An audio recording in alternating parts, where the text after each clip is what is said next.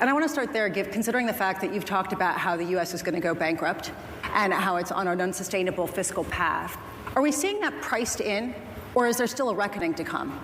Well, it's certainly behaving differently than it was for the last 4 decades. I mean, what we've seen is in the last 15 years, there's been a number of corrections on the S&P 500. And in every single one of them, when the S&P goes down more than 10%, the dollar index, the trade-weighted dollar index goes up. This time, the dollar went down when the S&P 500 went down almost 20%. That's strange. Things are behaving differently. Usually when the Fed starts cutting interest rates, rates across the yield curve go down. The 10-year Treasury almost always goes up immediately following the first Fed rate cut, and then it keeps rallying for a while. This time, the 10-year yield went up, and the yield curve is steepening. So I think what we have is a recognition that the interest expense for the United States is untenable if we continue running a $2.1 trillion budget deficit and we continue to have sticky interest rates. One thing that people fail to appreciate is how much the average Treasury payment has gone up. The average yield, the average coupon on Treasuries was below 2%. The entire Treasury market, all 30-odd billion of it, you average it all together. Some of them are old, you know, they were issued with higher interest rates, but it was below 2%. Now it's pushing 4%. And as long as bonds are maturing, and there's trillions and trillions of dollars of them maturing, a lot of them were issued back in, 2009, 2008, these other time periods. Even if you just issued them in 2019, some of these are starting to come due. And they were issued with coupons of 0.25%. And now it's 4.25%, so it's 400 basis points higher.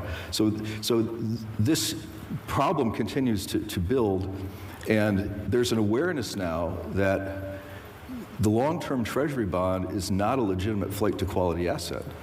It's not responding to lower interest rates. It's not really responding to an inflation rate, which is now 2.5%. Probably going to go higher on the inflation rate because the ones that are rolling off from a year ago, I mean, the cumulative, I think, headline CPI that came out today, it was a 0.18, but the one that was rolling off, I think, was 0.1. And if you do the next 2 months, those 3 months together, that quarter, the cumulative rise from a year ago was 0.1. So we're likely seeing the low point in near-term inflation. So yeah, I think the reckoning is coming, is that we have to somehow figure out how we're going to deal with $37 trillion. I mean, we're actually going to hit the 37 trillion number for real. It's still 36.95 trillion, but it's going up quickly. So yeah, there's going to have to be some pretty creative thinking, and the market's starting to believe that. So the previous group talked about capital flows, and one of the reasons that the U.S. is underperforming at this point is so much money came into the United States since, say, 2015 or so, or 2005, and there was a net investment position. Foreigners were investing more in the U.S. than the U.S. was investing outside the country, to the tune of $3 trillion. That was about 15, 17 years ago. It's now over $25 trillion is the net investment position, and the dollar is falling. So it's not inconceivable that some of that $25 trillion that came in over just a couple of, not even 2 decades, could go out. And so this is a moment where finally you have the setup where non-US investment, even if you're a dollar-based investor, you should be thinking about increasing your allocations to non-dollar investments. And it's already working. It's already working. So there's so much to unpack there. I want to talk about the idea that there could be this 25 trillion or some of it that moves away from the U.S. Trillion. Right, exactly, yeah. Whatever it is, 3 trillion. You're getting trillions of dollars moving out of U.S. assets. Yeah. How high or what kind of behavior do you have to see in the 30-year bond to like it again, given the fact that you've been very vocal I've been thinking about this for a long time, and I've come to the idea that as the Fed eases, and when the economy really does weaken more, the Treasury rate will continue to go up at the long end. And so for now, we're very uninvolved in the long-term Treasury bond. But there will come a moment where you have to pivot, because there's going to be a response. And I've got many ideas of what that response might be, but one of the leading candidates would be quantitative easing. So you get to a point where the rate is so uncomfortably high. What is that number? I'm going to guess 6%, where they say, this is going to be something that we're going to be running a $5 trillion budget deficit with all this bond issuance when we go into a recession. And so they'll pivot. I believe this is a sensible idea. There's other ideas too, but the leading candidate is they will announce quantitative easing on buying long-term treasuries. And when they do, you have to very quickly, and hopefully you do it the day before they announce it, but we don't have access to the day before stuff. That's for the primary broker dealers. But you would need to buy long-term treasuries as much as you possibly could, because when that gets announced, it'll be just like when they announced buying corporate bonds in COVID, where all of a sudden the corporate bond market went from down 20 points to right back to where it started in just a matter of a few days. You could get a 20-point rally on the long bond if they announced that they're buying the long bond, because that would be a 100 basis point drop. You said that if the Fed were to cut rates, that might cause a sell-off in 30-year treasuries. It's already happening. They started cutting rates September of 2023, and the long bond has gone up in yield significally since then, 100 basis points. And you think that will happen again? Why not? I mean, it's a paradigm shift. We have a tremendous paradigm shift that's going on, where money is not coming into the United States, where the long bond is not a flight to quality asset. Gold suddenly is the flight to quality asset. People, I think Costco is selling gold retail and they can't keep it in stock. And gold has gone from, it was living at $1,800 an ounce not very long ago, and once it broke above 2,000, it was just straight up. And now it's basically a third of 10,000. 3,333 and 33 cents it was actually when I looked at it yesterday. So I think gold is a real asset class. It's no longer for lunatic survivalists and wild speculators. It's viewed as an asset class, and central banks have been accumulating gold. Gold was stuck in the mud because for a decade or more, central banks were selling it down. They've bought it all back. So are you buying gold? I've owned gold since it was $300, and I also own some gold miners personally. But they bought it all back. It's amazing. They sold it at like $300, $400, and they're buying it back at $3,000. See, central banks are not very good long-term investors.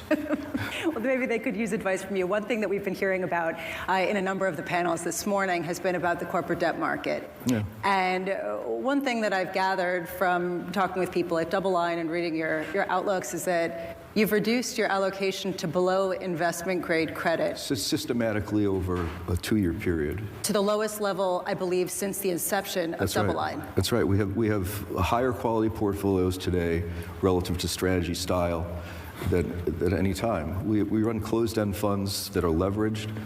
We have the lowest leverage of all time. We had 45% leverage versus net assets, and in one of our funds we're at 7%.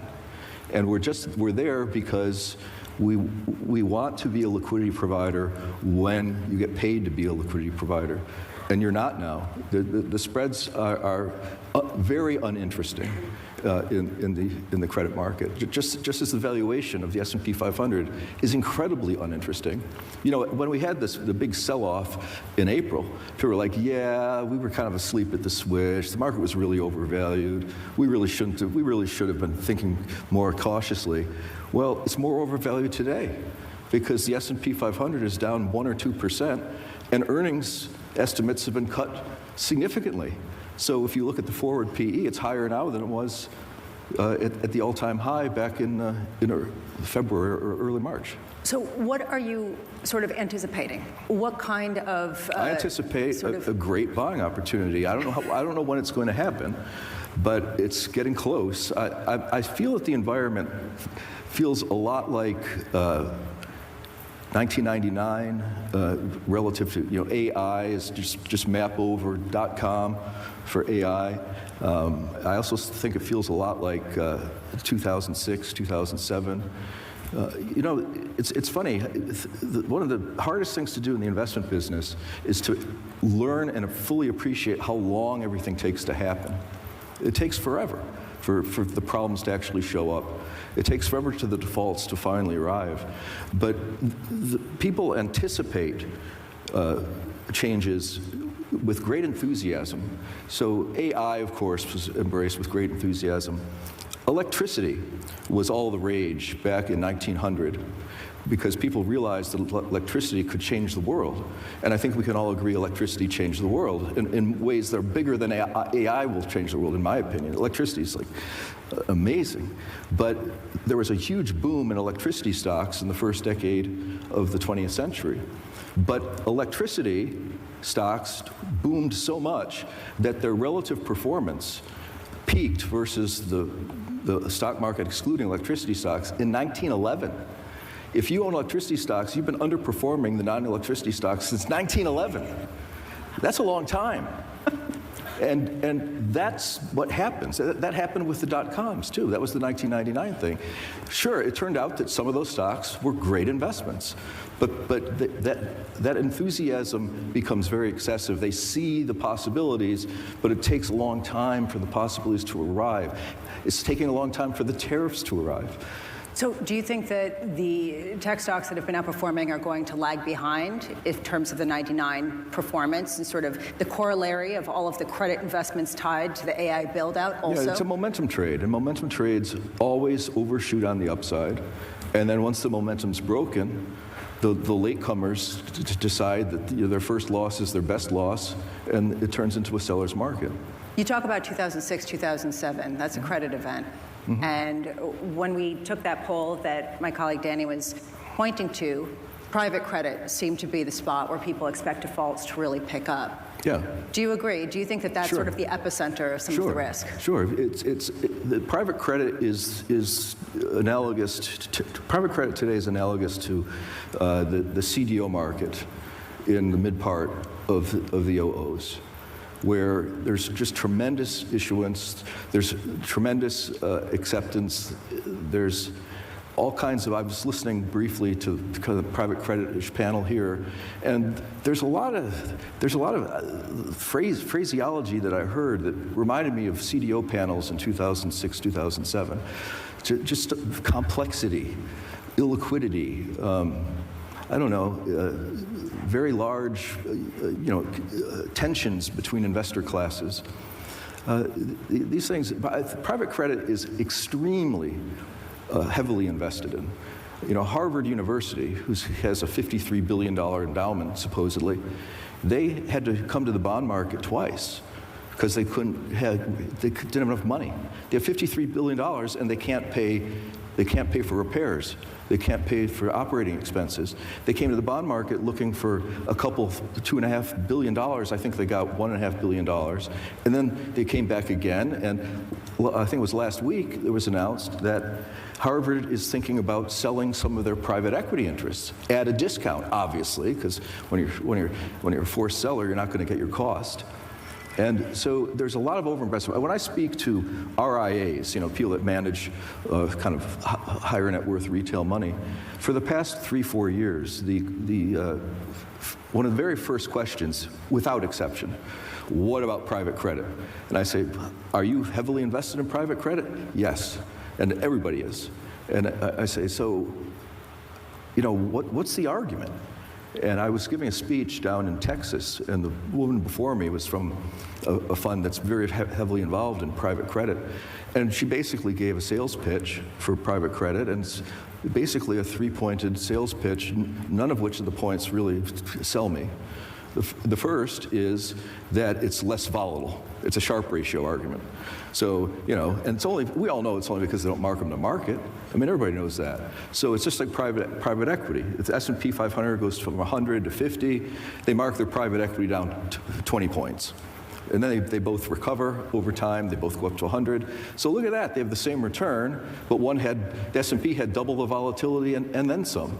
That argument is not valid. You can't. They aren't marked to market.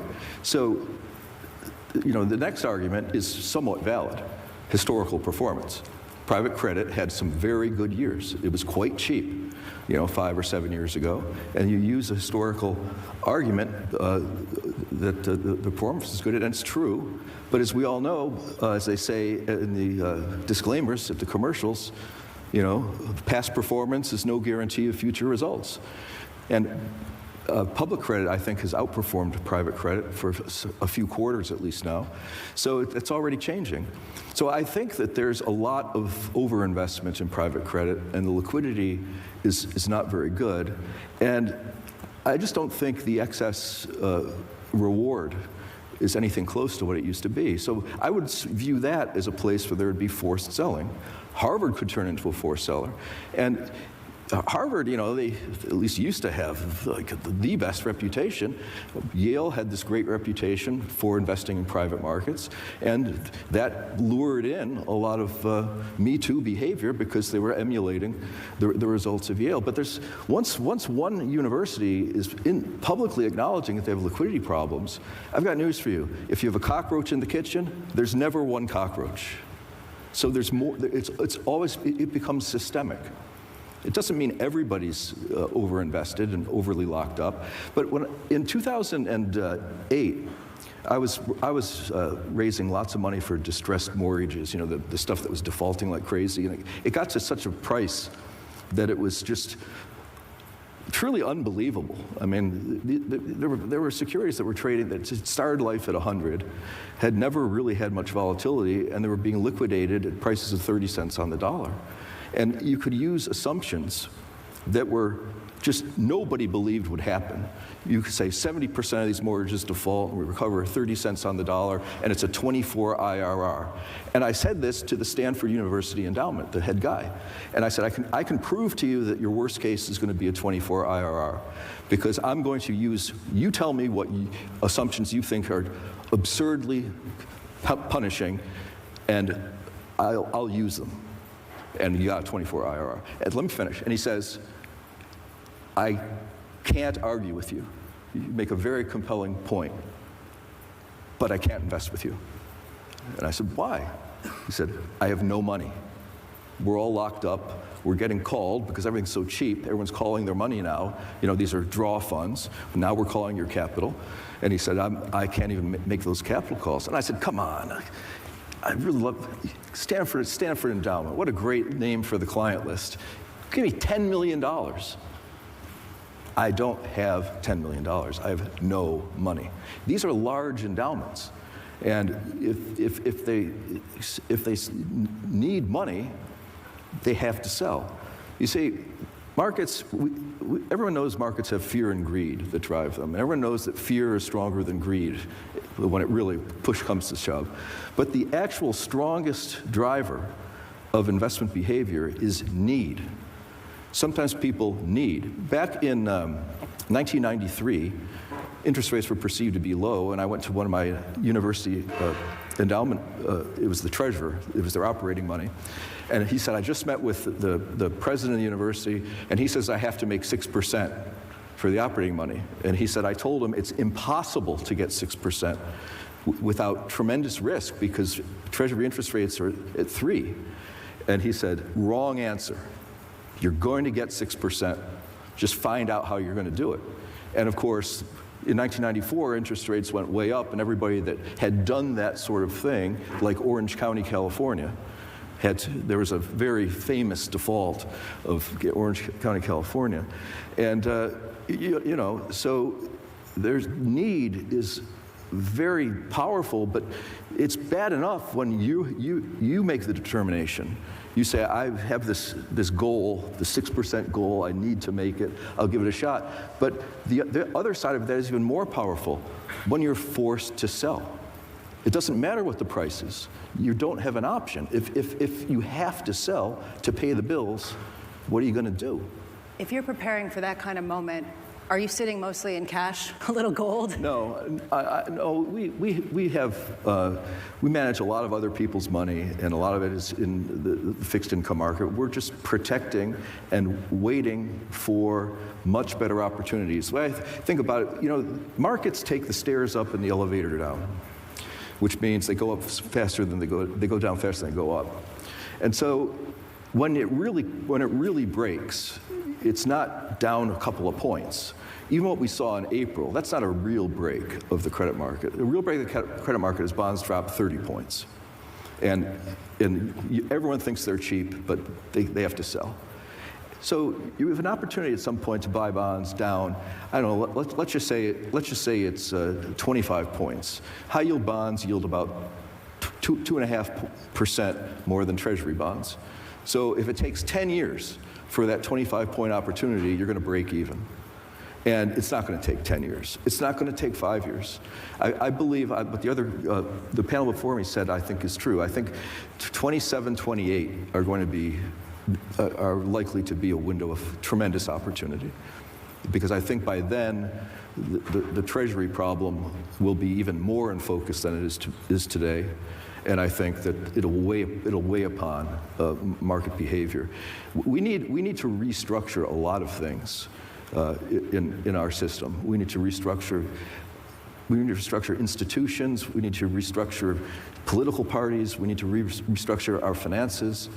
All these things have been in place. It's the waves of history.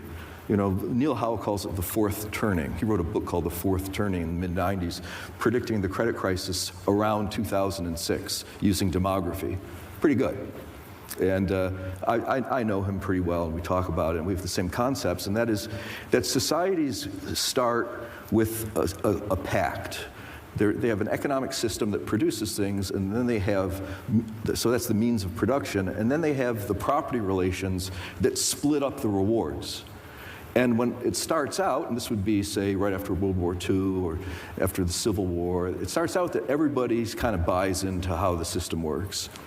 But there's a fundamental problem with this kind of duality of property relations and the means of production. Means of production change in revolutionary ways. Steam engine, radio, television, telephone, internet, AI.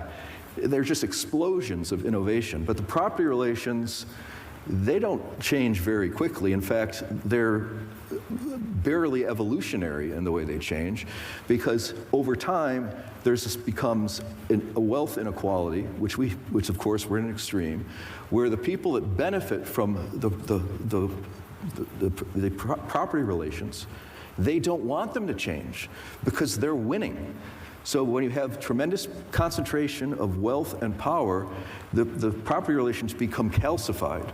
And meanwhile, the means of production are causing all kinds of disruption and intensifying the wealth inequality. And then suddenly the whole thing says, this doesn't work. We have to get the property relations to a right place where this isn't a feudal system, where there's the lords and the serfs. But that's what we have. And so we need to rejigger all of this stuff. So, and the Treasury debt problem, the interest expense unaffordability, is another offshoot of all this. It's all the same thing. It's that we need institutions that people believe in. We're almost out of time, and I could speak with you for an hour, but I want to finish with the idea that is this a United States problem or is this a global problem? Can you hide by going to invest in places like, say, Europe or Japan? You can hide to a certain extent. I don't think you could become immune. I think the way to invest in periods like this, I think, are to go with long-term themes. And a long-term theme that I think is one of the most bankable, and it might take, in 30 years, this will be a great success. And that is you should invest in India. Because India has a similar profile today to where China was 35 years ago, when they had tremendous population, labor force, visibility of labor force growth, tremendous problems, a gummed up legal system, corruption all over the place. But those are things that can be fixed. And you see what China went from 1/12 of the US GDP to 70–80% of US GDP, and they certainly produce more goods than the United States, so in a certain sense, they're bigger. Well, India has the same demographic outlook as China did then, and India has a benefit for supply chain being moved around, for manufacturing can come there. They're very technology. They have a long history of being, a significant society. So I don't know how long it's going to take, but that's one that you buy and you just do yourself a favor and don't open the statement. Because if you do, when there's trouble, you're going to sell it, right? Because it'll be down 30%. So just hold it for your grandchildren's college fund, and that'll work. So there are places to hide, but I think gold it's proven to be a source of growth. If you were a Bitcoin person, I would recommend instead of being a Bitcoin person, you would take the same unit of volatility by buying gold and leveraging it probably twice. See, it's interesting that gold has outperformed Bitcoin year to date, even though Bitcoin's done very well. And for the last 12 months, Bitcoin has outperformed gold, but they're both up 40+%. Those are the places to be. And then dollar-based investors should be investing in foreign currencies. The S&P 500 has stopped outperforming the MSCI Europe. And it's underperforming in a major way on a year-to-date basis. And that took a while to happen, but things always take longer than people think. But it's happening in real time. And the next one will be selected emerging market equities as opposed to the United States, because the emerging markets will have the same benefit broadly as India does most specifically, but you'll also win on the currency translation if you're a dollar-based investor. So we are, for the first time in a long time, starting to introduce foreign currencies into our funds, even ones that are owned by dollar-based investors. We're not all in. We want to see the dollar break through a certain trend line and resistance lines and stuff like that, but we're pretty close. Jeffrey Gundlach of DoubleLine Capital, thank you so much. It was a pleasure speaking with you. Thanks.